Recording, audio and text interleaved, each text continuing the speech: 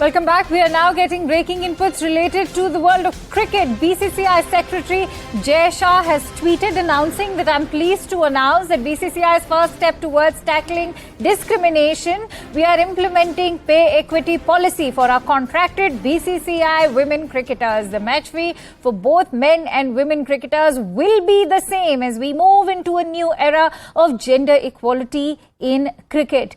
A huge milestone for the Indian cricket. And for more details, let's quickly go across to Shivani, who's on the phone line with us. Shivani, I know that Jay Shah has always talked about how he wants to develop Indian cricket as far as women are concerned. And today, this announcement is indeed a huge milestone.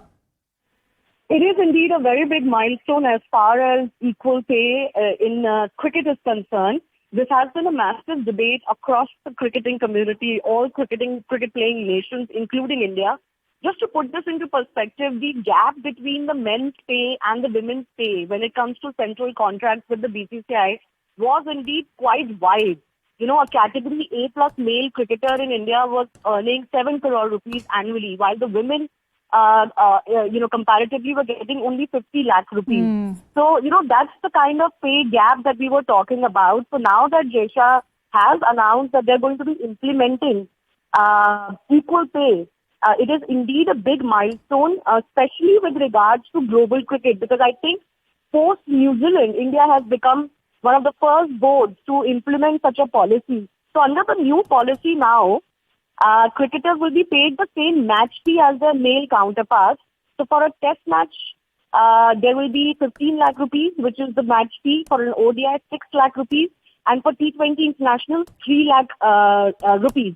The issue that is still not quite clear is what about central contracts, the parity that I talked about as far as an A category male player and A category female player is concerned. But nevertheless, with the BCCI being committed to starting a women's IPL that the global world is very excited about, all players across the world are very excited about, this is also a big step in direction of, equitable pay for men and women. Absolutely. And, talking about women's cricket in India, the Indian women cricket team has already been a pride to the entire nation.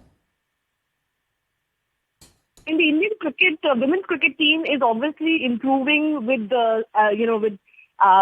great pace.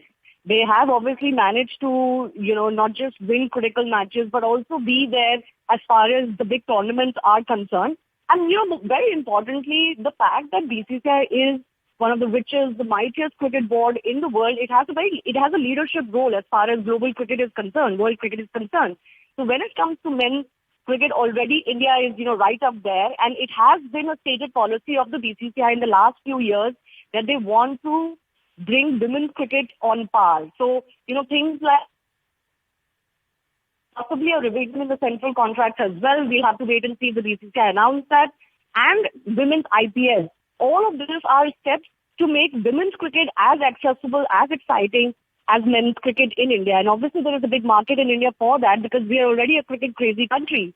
And a lot of our female stars are becoming household names. And, women's cricket is becoming more exciting for the general public at large. Right. And it's interesting, Shivani, that you mentioned that, this is also now the next step should be to include central contracts as well. If you could also expand a bit about how this also remains a very crucial area of concern for women cricket as far as central contracts are concerned. There is a massive parity as far as, there's a massive lack of parity as far as central contracts are concerned. Earlier this year, the New Zealanders have become the first board to basically bring in more equity, as far as central contracts are concerned or the equal pay issue is concerned. So the Players Association in New Zealand has signed a 5-year deal which will see women's players both at international and domestic level receive the same match fees as the men all across formats and competitions. So that's always the first step. But speaking of that, like match fees is the first step. But, when it comes to total dependent on,